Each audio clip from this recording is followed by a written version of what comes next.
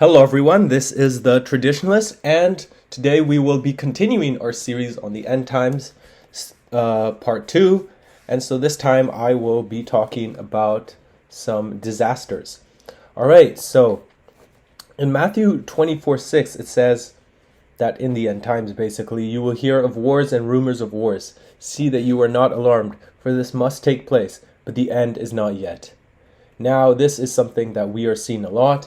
Now, not so much right now as in like the 2020s, but there are a lot of wars, and definitely, there aren't less wars, there are more wars nowadays. And so although I do not think we're necessarily at this specific period, this is going to come, and I think that this is another sign that we're getting close. So it continues in Matthew 24:7 that for nation will rise against nation and kingdom against kingdom. There will be famines and earthquakes in various places. In Luke 21:11 it says there will be great earthquakes in various places, famines and pestilences. There will be terrors and great signs from heaven.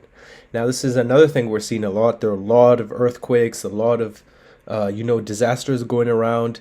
And even, a lot of weird signs in the heavens. And so a lot of people think that's aliens or whatever. But the fact is, whatever you think it is, I think we can all agree that there are a lot of natural disasters.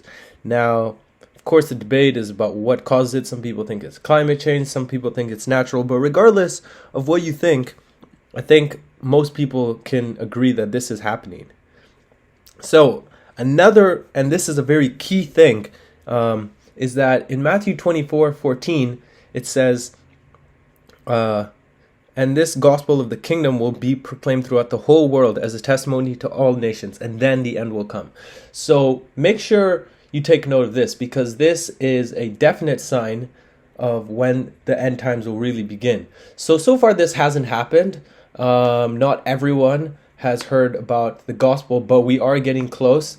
There are very few groups of people that have never heard about the gospel, and especially now, since the Industrial Revolution, the European conquest of basically the entire world, and all the technological advances now, it's easier than ever to contact uncontacted people and tell them about the gospel. And of course, this is a great thing. We want everyone to be able to go to heaven, but on the other hand, this also means that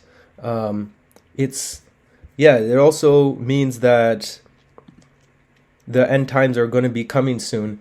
And so this does mean that once this happens, then you will know that this will be a sign that things are coming to an end soon. And so although we're not there yet, we are very close to having the entire world have heard of the gospel. Now, it doesn't mean that everyone will become Christian, because that's definitely not going to happen. But what it does mean is that almost everyone in the world will have an opportunity. And so there's something to take note of.